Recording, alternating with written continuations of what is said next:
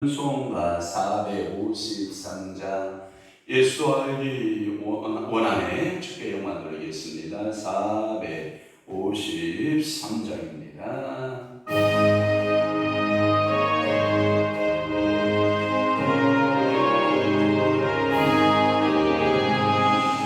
예수 알기 원안에 구원을 은혜와 내 속에 주신 사랑을 간절히 알기 원하네. 내 영생 속에 내 영생에서 내 손에 주신 사랑을 간절히 알기 원하네. 성령이 충성되셔서 진리를 가르치시고 거룩한 뜻을 깨달아 예수를 알게 하소서. 내 영생 속에 내 손에 주신 사랑을 간절히 알기 원하네. 성령의 감화 받아서 하나님 말씀 배우니 그 말씀 간절히 내 맘에 겨운 되도다. 내 영생에서 내 영생에서 내 손에 주신 사랑을 간절히 알기 원하네. 예수가 계신 보좌는 영광에 둘러있도다. 영화의 왕이 오시니 나라 왕천하구나. 내 영생 속에 영생에서 내 손에 주신 사랑을 간절히 알기 원하네. 아멘. 전능하사 천지를 만드신 하나님 아버지를 내가 믿사오며 그 위아들 우리 주 예수 그리스도를 믿사오니 이는 성령으로 잉태하사 동정녀 마리아에게 나시고 본디오 빌라도에게 고난을 받으사 십자가에 못 박혀 죽으시고 장사 안지사흘 만에 죽은 자 가운데서 다시 살아나시며 하늘에 오르사 전능하신 하나님 우편에 앉아 계시다가 저리로서 산 자와 죽은 자를 심판하러 오시리라. 성령을 믿사오며 거룩한 공예와 성도가 서로 교통하는 것과 죄를 사하여 주시는 것과 몸이 다시 사는 것과 영원히 사는 것을 믿사옵나이다. 아멘. 온순한 혀는 곧 생명나무이지만 해야한 혀는 마음을 상하게 하느니라. 아비의 훈계를 없인 여기는 자는 미련한 자요 징계를 받는 자는 슬기를 얻을 자니라. 아멘. 오늘도 온순한 혀 되게 하옵소서. 오늘도 주의 성령이 오셔서 우리 혀를 주장하시되 온순하게 하소서. 그리하여 우리의 혀가 생명나무가 되게 하시고 우리의 혀가 폐역한 혀 되지 않도록, 그래서 우리를 만나는 사람들의 마음이 상하지 않도록 성령이여 오늘도 하루 동안 성령께서 사로잡으셔서 우리 혀가 온순한 혀디요 성령님을 기쁘시게 하는, 오늘도 주님을 기쁘시게 하는 아름다운 성도의 삶이 되도록 우리 아버지가 축복하시고, 오늘도 아비의 훈계를 없인 여기는 자는 미련한 자요 징계를 받는 자는 슬기를 얻을 자니라 라고 말씀했사오니 오늘도 아비의 징계를 기쁨으로 큰 사랑으로 훈계의 말씀들을 듣고 그대로 행하는 아름다운 믿음의 성도들 되도록 성령이여 사로잡아 주시옵소서. 오늘은 또한 하나님 아버지여 저희들 목요 영성 집회로 보이는 시간입니다. 성령께서 온전히 저희들을 사로잡아 주셔서 목요 영성 집회로 주님께 영광 돌릴 수 있도록 은혜 주옵시고, 하나님의 성전을 찾는 모든 이들에게 큰 기쁨과 감사가 있게 하시고 성령님의 역사하심을 몸소 체험하고 하나님께 영광 돌릴 수 있는 귀한 은혜의 삶이 되도록 우리 아버지가 도우시고 은혜 내려 주시기를 소원합니다. 하나님, 오늘도 애쓰고 수고하는 모든 손길들마다 오늘도 강사로 세워지고 전향사로자로 세워지는 모든 이들을 주님이 복되게 하여 주옵소서. 하나님 나라를 향한 축제가 되게 하시고 감사가 되도록 은총 베푸시옵소서. 예수 그리스도의 이름으로 축복하며 기도하옵나이다. 아멘. 하나님의 말씀 공독하시겠습니다. 예레미야 24장 1절에서부터 3절 말씀까지 우리 한 목소리로 합독하도록 하겠습니다. 예레미야 24장 1절에서 3절까지입니다. 시작. 바벨론의 느부갓네살 왕 유다 왕 요야김의 아들 여호냐와 유다 고관들과 목공들과 철공들을 예루살렘에서 바벨론으로 옮긴 후에 여호와께서 여호와의 성전 앞에 놓인 무화과 두 광주리를 내게 보이셨는데 한 광주리에는 좀 익은 듯한 극히 좋은 무화과가 있고 한 광주리에 나빠서 먹을 수 없는 극히 나쁜 무화과가 있더라. 여호와께서 내게 이르시되 예레미야 네가 무엇을 보느냐 하시매 내가 대답하되 무화과 이온데 그 좋은 무화과는 극히 좋고 나쁜 것은 아주 나빠서 먹을 수 없게 나쁘니이다 하니. 아멘. 오늘 귀한 목요일 아침 이 새벽에 예레미야 24장 1절에서부터 3절 말씀을 중심으로 해서 은혜 받으실 말씀 제목은 두 가지 무화과의 환상이라는 말씀으로 은혜를 받습니다.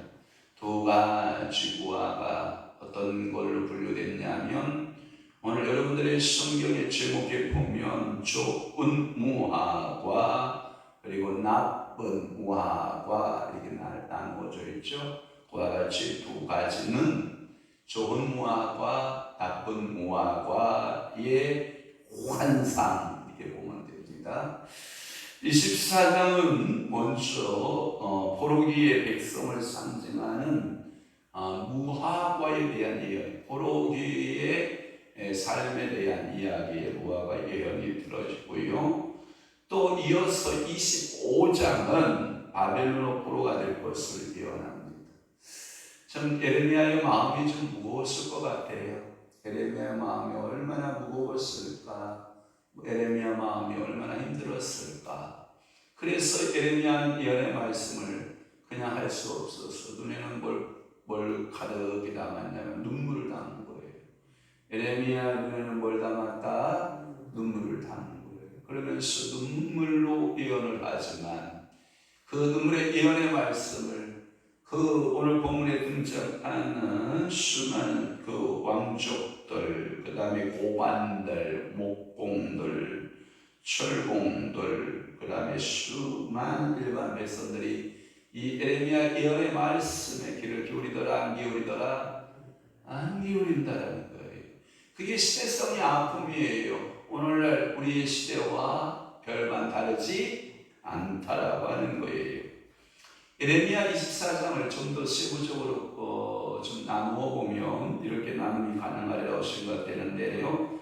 예레미야 24장 1절에서 3절은 두 가지 무화과 환상이고요. 4절에서 7절은 좋은 무화과, 그 다음에 8절에서 10절은 나쁜 무화과. 그러니까 오늘은 좋은 무화과, 나쁜 무화과에 대한 서론적 말씀을 드리고 좀 먼저 좋은 무화과에 대해서 설명하고 나중에 나쁜 무화과에 대해서 설명하는 방식으로 예레미야 24장에 예레미야는 그렇게 예언하고 있는 겁니다. 그러면 오늘 본문 1절에 보면 이 역사의 주관, 역사의 이끌어가는 자를 예레미야는 누구를 보고 있냐면 바벨론을 보는 거예요. 이게 참 어떻게 보면 세계를 보는 역사관이 잘못된 역사관을 만들어 줄 수 있어요. 여러분, 우리는 이런 겁니다. 모든 하나님의 주권과 하나님의 사랑이 예루살렘에 있습니다. 믿으시면 아멘.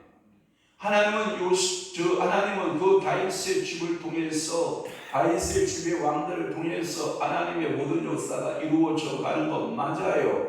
그런데 오늘 갑자기 24장에서 눈의 시야가 세계관이 바뀌는 거예요. 어떻게 바뀌냐? 바벨론으로 대치하고 있는 거예요. 왜 세계관이 바뀌어져 갔느냐? 그 이유는 단 두 가지 이유밖에 없어요. 그것은 뭐냐? 나의 사랑하는 유다가 죄를 범했다. 우상 숭배했다. 또 하나, 두 번째는 도덕적으로 윤리적으로 엄청난 타락을 했기 때문이다. 그래서 나의 은혜 반점은 바벨론으로 향하고 있고, 바벨론에서 예루살렘의 시드기야 여보냐, 여기 나타나고 있는 고니야라고 말할 수 있는 여보냐, 이 왕에게 하나님의 눈이 관심이 초점이 맞춰져야 되는데 시야가 누구에게로 돌아갔냐면 느부갓네살로 돌아가고 있는 것을 볼 수 있어요. 그래서 바벨론의 느부갓네살 왕이 주어가 되고 유다 왕 요야김의 아들 여보냐와 이게 나오는 거예요. 그래서 이게 주어가 뒤바뀌는 삶을 살아가고 있는 거예요. 여러분, 이게요 좋은 건 아닙니다. 우리가 하나님이 나의 인생의 주어가 되어야 돼요. 나의 인생의 동력이 되어야 돼요. 그런데 내가 주어가 되고 내가 동력이 되면 참 비참한 인생을 살게 되는 거거든요. 어떤 개인이나 나라나 교회나 하나님이 주인 되시고 하나님이 역사의 주관자 되신다라고 믿고 그렇게 신앙생활하는 사람들은 참 보이는 성도예요. 그러나 하나님의 역사관이 이 예레미야 예언함이 바벨론의 느부갓네살로 확 돌아서고 있다라고 하는 말이고요. 또 하나는 여보냐가 나오는데 이 여보냐는 여호야긴 배웠죠? 앞장에서 보았습니다. 이분은 불과 몇 개월 왕이라고 했어요. 3개월 왕으로 통치한 끝에 바벨론을 포로가된 비극의 왕이라고 제가 22장에서 여러분들에게 말씀을 드린 바 있어요.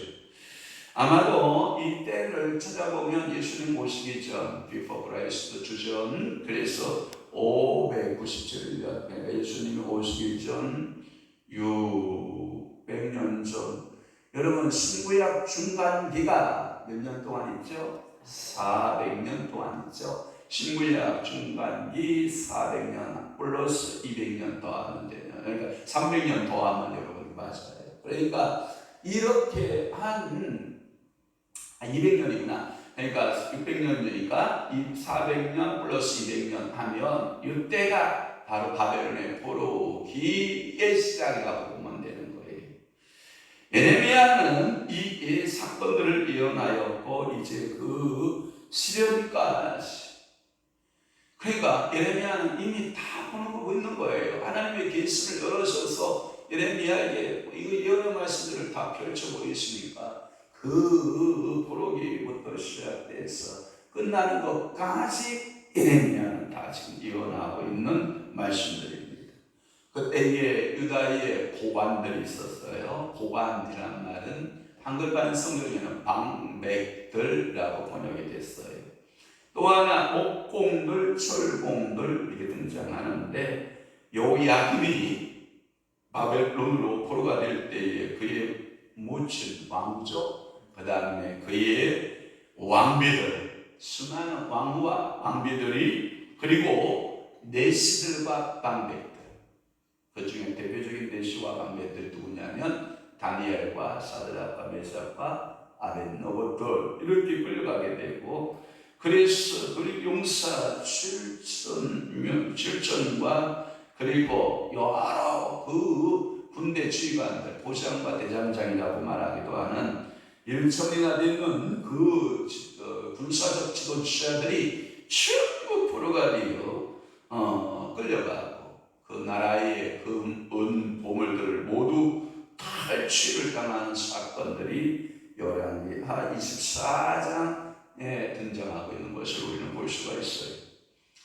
소위 말하는 여러분들이 목공들, 이들은 생활 전선에 가장 필요했던 사람들인데 저희들이 성지순례 갔을 때 예수님 목수였다 그랬잖아요. 목공이라는 말을 쓰는 거거든요. 목수, 목공인데 예수님의 목공은 단지 나무만 다루는 게 아니었다고 했죠.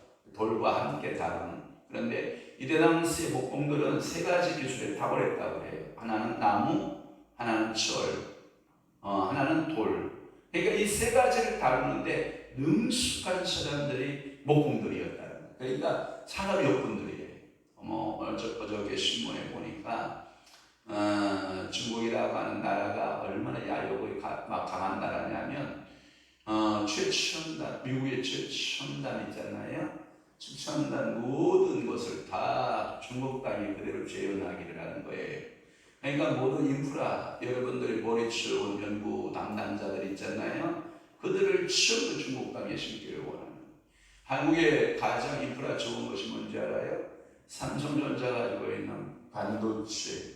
이 반도체의 수장 머리들을 얼마나 많이 빼갔는지 아마 또 삼성이 손해봐야 할 반도체로 중국이 똑같은 모듈품을 만들어내므로 삼성 반도체가 손해를 봐야 될 게 3천조 원.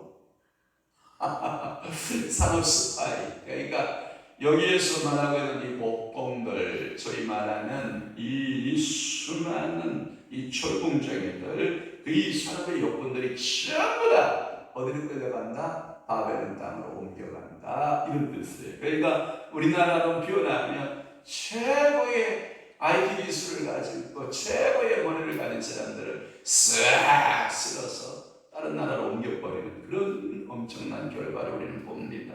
그래서 그 성경에 보면 뭐라고 나와 있냐면 바벨론으로 옮긴 후에 이라는 표현을 썼어요. 옮겼다, 옮긴 후에 이전한 거예요. 누가? 하나님이 누구의 손길을 통해서? 바벨론 느부갓네살의 손길을 통해서 옮긴 직후 하나님의 예언이 떨어졌는데, 그래서 여호와의 성전 앞에 놓인 무화과 두 광주리를 내게 보였다 표현을 쓰는데, 하나님의 환상을 지금 눈이 환하게 영안이 열려서 보고 있는 거예요.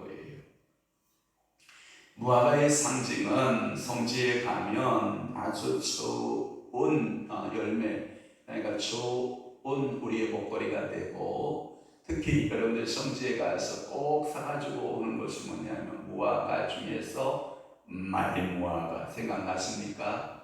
네, 왜냐하면 이 지중해 연안으로 끼고 있기 때문에 늘 지중해 해풍을 받아서 이 과일이 풍성하고 맛이 강도가 좋고 굉장히 좋은 무화과의 환상을 보는데, 이 팔레스틴 이 성지 중심에서 가장 흔히 볼 수 있는 두 가지 나무가 있다 그러면 첫째가 무화과, 두 번째가 포도. 알았죠? 그 다음에 그 위에 널려있는 것이 감람나무, 올리브나무 알죠? 감람나무, 이런 것들이 쫙 펼쳐져 있는데, 이 성지에서 포도와 감람 열매와 더불어서 중요한 농수산물이에요. 제가 보니까 무화과가 일찍 있는 무화과가 있다 그래요. 그것은 천열매라고 해서 이사야 28장 4절에 보니까 천열매 무화과. 그래서 예수님께서는 무화과 나무 밑에 가서 무성한 무화과를 보면서 뭘 찾았겠어요? 천열매 무화과를 찾았겠죠. 그러나 천열매 무화과가 열렸다 안 열렸다? 안 열렸다. 두 번째 무화과가 열리는 시절이 뭐냐면 8월이라고 그래요. 이 8월에는 늦은 무화과가 열리기 시작을 한다고 그래요. 우리나라에 보면 6월에 무화과 익는 곳이 한 곳도 없어요. 하우스 무화과 위에는 우리나라는 8월 이후에 익어요. 그래서 언제까지 익느냐? 이 sol이 내릴 때까지 익어요. 그래서 우리나라의 도심에서 무화과 나무를 보면 8월 이후부터 익기 시작을 해서 sol이 내릴 때까지 계속 맺히고 있고, 그래서 무화과 나무 몇 그루만 있으면 아주 징글징글하게 까먹죠? 그와 같은 거예요. 그런데 이 무화과 나무 아래의 안전생활이라는 표현을 썼는데, 무화과 광주를에게 보였다라는 표현을 쓰는 것은 이것은 뭐냐면 평화와 행복을 상징을 해요. 내가 무화과 나무에 앉아있다. 여러분 나다나엘을 여러분 부를 때 빌립이 부를 때 예수님께서 뭐라 그랬냐면 나다나엘아 네가 어디에 있었다? 무화과 나무 아래에 있었다. 그 말의 의미는 나다나엘은 항상 이 무화과 나무 아래에서 누구를 기다리고 있었냐면 샬롬의 왕을 기다린 거예요. 평강의 왕, 만왕의 왕, 누구를? 메시아 예수 그리스도. 거기서 성경학자들에 의하면 그 성경의 풍습에 의해서 여러분이 펼쳐지는 건 뭐냐면 나다나엘이 무화과나무 그늘 아래에서 늘 말씀을 펴고 메시아의 나라를 꿈꾸었던 사람이었다. 그러니까 성경 읽기와 성경 공부를 게을리했다, 부지런했다. 근데 나는 성경 공부를 부지런하다, 게으르다. 알았어요. 그러니까 하나님 예수님을 만날 수 있는 사람들은 어떤 사람들이냐? 하나님의 말씀에 부지런한 사람들이냐? 하나님의 말씀에 부지런하고 말씀을 늘 펴고 말씀을 늘 연구하는 그런 사람들에게 성령께서는 찾아오셔서 그들에게 말씀을 깨우쳐주는 줄로 분명히 믿는 것입니다. 2절 말씀에 보면 처음 익은 듯한 극히 좋은 무화과라고 표현을 썼어요. 그것은 6월에 익는 첫 열매로 이는 특히 엄청나게 맛이 좋은 열매다라고 하는 말씀을 드릴 수가 있고요. 그래서 이른 무화과 이런 표현을 쓰기도 합니다. 또 하나는 나빠서 먹을 수 없는 무화과, 극히 나쁘다. 그런데 여기 나쁘다는 표현을 썼는데 한글판 성경은 악해서 이렇게 번역했어요. 악하다라는 말은 무화과가 악한 게 어디 있고 선이 어디 있어요, 그렇죠? 그럼에도 불구하고 나쁘다를 악하다라고 표현하고 있는데 먹을 수 없으니까 악한 거예요. 뭔 얘기인지 알죠? 성경에 보면 열매 얘기가 나와서 조금 더 보충 설명하면 주염 열매 알죠? 여러분 돼지가 주로 먹었고 두 번째 탕자가 먹었던 음식 공과 식물 나무 주렁주렁 매달리는 성지가서 여러분들 주염 열매를 보았을 거예요. 그런데 그 주염 열매도 잘 익으면 맛이 좋대요. 그런데 익지 않으면 사람이 도저히 먹을 수 없는 식물이고 그건 돼지라도 좋아하지 않았다라고 성경은 그렇게 말씀하고 있는데 익지를 못하고 맛있어서 먹을 수 없는 무화과이고 이 무화과는 혹은 이 무화과를 가리켜 돌무화과 이런 표현을 쓰기도 하고 별종의 무화과 그러니까 쓸모없는 무화과 이런 표현들을 쓰고 있는 것을 볼 수 있어요. 마지막으로 3절 봅니다. 에레미야야 네가 무엇을 보느냐 라고 하는 거예요. 오늘도 여러분